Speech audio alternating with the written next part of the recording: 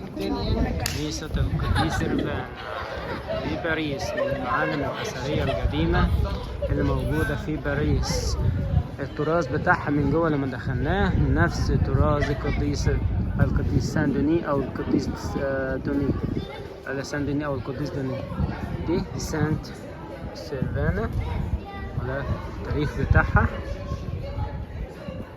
تمام، شكلها قديمة جو مئات السنين، بس بصراحة مبنى شامخ ومبنى عريق وجميل جدا، من المعالم الفرنسية اللي اتفرجنا عليها في زيارة فرنسا سنة 2024. هنخش دلوقتي مع بعض ونشوف القديسة أو الكنيسة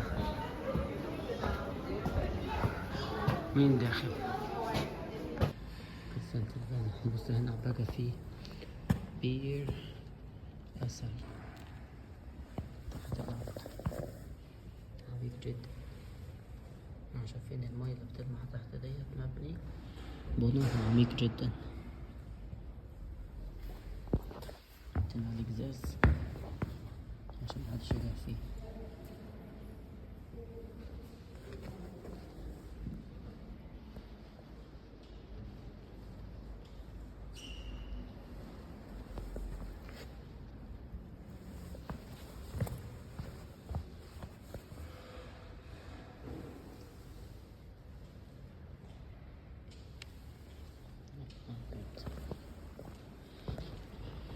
بجد الشعب القديم ده عمل حضارة احنا ما نعرفش نعملها دلوقتي في الزمن الحديث.